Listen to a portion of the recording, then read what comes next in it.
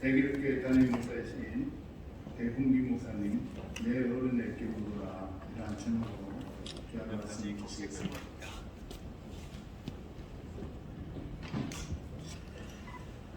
어느 음식점에 액자를 하나 보내주셨는데요.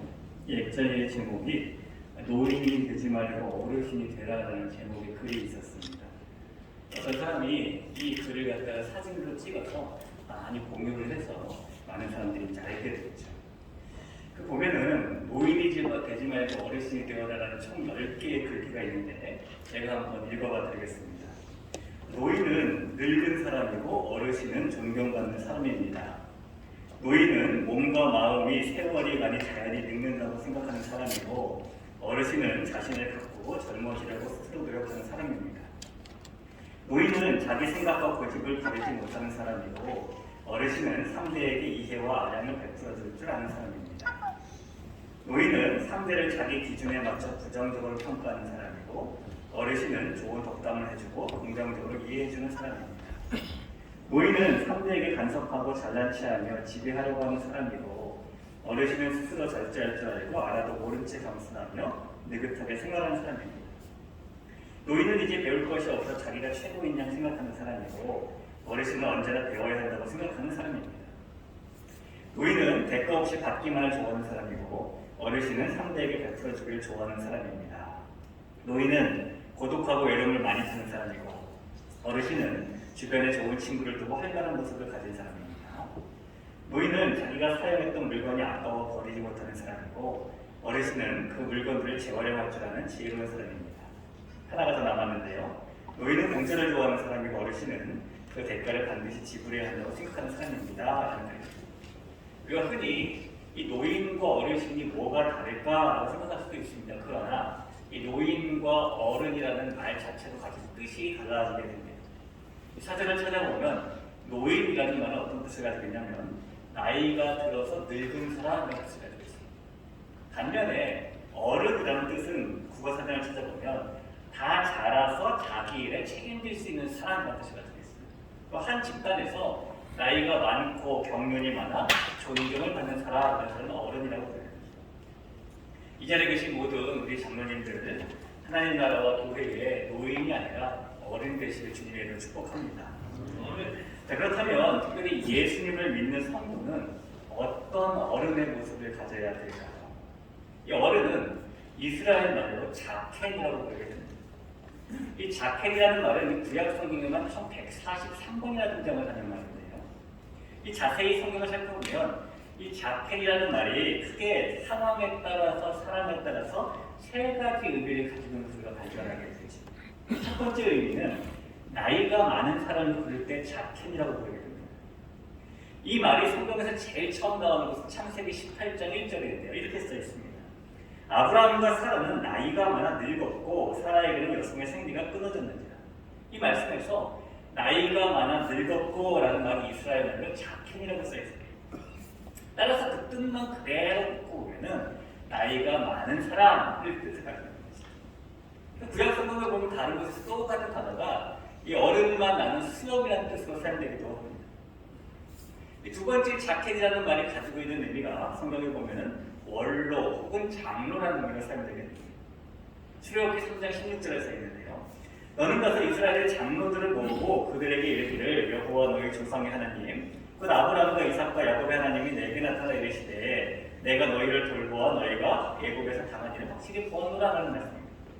여기 보면 하나님께서 이스라엘의 장로들을 모아라고 말씀하고 있는데요. 이 성경에서 말하는 특별히 구약 성경에서 말하는 장로는 오늘날 교회에서 직분으로서의 장로를 말하는 것이 아니라 당시 한 집화나 가족을 대표하는 어른, 대표하는 사람을 말하는 겁니다. 옛날 우리나라로 좀 바꾸자면은 한 마을의 촌장님, 그런 분이 구약 성경에서는 장로라는 표현을 써 있는 것이죠. 이것이 히브리어 역시 자켄입니다. 이 마지막 세 번째로 이 히브리어 자켄은 성경에 어떤 뜻을 사용되고 있냐면 어른이라는 뜻을 사용되고 있습니다. 오늘 우리가 읽었던 성경 말씀의 맨 마지막 7절에 보면 옛날을 기억하라 역대의 연대를 생각하라 내 아버지에게 물으라 그가 내게 설명할 것이요 내 어른들에게 물으라 그들이 내게 말하리라. 여기서 말하고 있는 어른 이 말이 역시 똑같은 말 자켄입니다. 이렇게 성경에는 똑같은 단어이지만 때에 따라서 어떨 때는 노인이라는 뜻이고 어떨 때는 원로나 장로라는 뜻이고 어떨 때는 이렇게 어린이라는 뜻으로 쓰이는 단어가 있는 것이죠. 여러분, 노인과 이런 원로나 어른 중에서 이 셋 중에서 가장 되기 힘든 역할이 뭘까요? 바로 그것이 어른입니다. 나이가 많으면 저절로 되게 되는 것이 노인이지요. 또 집 하나 가족을 대표하는 사람도 일면에서는 자연스럽게 될 수 있는 일입니다. 그러나 어른은 시간이 지난다고 가족의 추천을 받는다고 저절로 되는 것이 아니기 때문입니다. 그래서 존경받는 어른은 매우 귀한 겁니다. 다시 한번 이 자리에 계신 우리 재경, 영남, 장로님들, 사교회들 모든 회원분들이 이 성경에서 말하는 이 어른, 존경받는 어른 되시길 주님의 축복을 드립니다. 우리가 어떤 어른이 되어야 합니까? 오늘 성경의 내용을 좀 들어가 보면은요, 이 신명기라는 책은 이 모세가 이스라엘 백성들과 함께 출애굽을 한 후에 광야에 40년을 다 보냈습니다.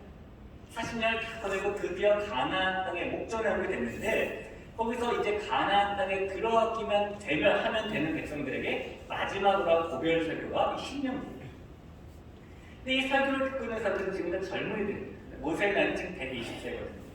이 120세인데 말씀을 듣고 있는 사람들 다 젊은이에요. 왜냐하면 모세와 함께 직접 하나님의 10가지 애국에 대한 제안을 목격을 하고 직접 홍해를 같이 건너고 광야에서 고군분투하며 살았던 믿음의 1세대, 출애굽 1세대들은 이 40년 동안 광야에서 다 죽었기 때문입니다. 이제 이 모세가 설교할 당시에 남아있는 사람들 가운데에 그 당시를 경험했던 사람은 모세를 제외하고는 여호수아와 갈렙 두 사람밖에 남지 않았어요. 이 세 사람 외에는 모두 출애굽 당시에 아주 어린 아이였거나 아니면 광야 생활 40년 동안 그곳에서 태어난 사람입니다. 신명기는 모세가 그런 믿음의 2세대들에게 가나안 땅에 들어가면 어떻게 살아야 된다고 가르쳐주는 말씀이 되는 거죠. 말씀을 잘 가르친 다음에 마지막으로 모세가 노래를 하나 부르게 됩니다. 그 노래가 오늘 우리가 읽은 32장에 나옵니다. 이 노래의 가사에 보면 모세는 이렇게 노래를 해요. 앞으로 이스라엘 백성들이 가나안에 들어가서 잘 살면 좋겠지만은 그렇지 못하고 하나님을 향하여 악을 행하고 하나님의 자녀답지 못하게 살고 흠이 있고 삐뚤어질 세대로 살 것이라는 것을 모세가 잘 알고 있습니다. 오늘 5절에 보면은 그들이 여호와를 향하여 악을 행하니 하나님의 자녀가 아니요 흠이 있고 삐뚤어진 세대로다 라고 노래합니다. 6절에 보면은 어리석고 지혜없는 백성아 여호와께 이같이 보답하느냐 라고 노래하고 있습니다. 이제까지 모세는 이 광야에서 이스라엘 백성들이 하나님을 떠나고 악을 행할 때마다 때로는 그들의 불평을 해결해주고 또 때로는 그들을 기도해주고 때로는 그들을 꾸짖으면서 백성들을 다시 하나님께로 인도했습니다. 그런데 이제 가나안에 들어가면 백성들이 또다시 하나님을 떠나고 악을 행하는 일을 저지를 텐데 안타깝게도 그때에 모세는 그들과 함께 세상에 있지 않을 겁니다. 이미 하나님의 나라로 가기 때문인 것이죠. 그때는 모세가 온 상태에서 누가 어떻게 백성들을 다시 하나님께 인도해야 되는 것입니다. 모세가 죽고 없으면 하나님을 향해 믿음을 잃어버린 이 백성들을 어떻게 돌봐야 되는 것입니다. 그때 필요한 존재가 바로 어른이라는 존재입니다. 다시 한번 7절을 제가 읽어드릴게요. 옛날을 기억하라, 역대의 연대를 생각하라. 내 아버지에게 물으라, 그가 내게 설명할 것이요 내 어른들에게 물으라, 그들이 내게 말하라. 가나안에 들어가서 우리가 어떻게 살아야 될까, 하나님을 어떻게 섬겨야 될까 잘 모를 때에 누구에게 물어보라고 말하냐면 아버지에게 물으라, 어른에게 물으라 라고 지금 말씀하고 있는 거예요. 만약에 자녀 세대가, 손자, 손녀 세대가 부모님처럼 또는 할머니, 할아버지처럼 믿음을 가지는 것이 아니라 믿음을 잃어버려요. 만약에 자녀 세대가 하나님을 멀리하고 하나님을 닮아가기를 포기하고 더 이상 하나님의 자녀로 살지 않는 그런 세대가 돼요. 또 만약에 자녀 세대가 하나님 안에서 아무런 기쁨도 누리지 못하고 하나님을 아버지로 받아들일 거부할 때 그때 그들에게 필요한 존재가 바로 어른이라는 존재입니다. 따라서 어른은 하나님이 어떤 분이신지 하나님께서 무슨 일을 하셨는지 그 어른들이 믿음을 하나님의 자녀들에게 알려줄 수 있는 사람, 그 사람이 바로 어른이 된다.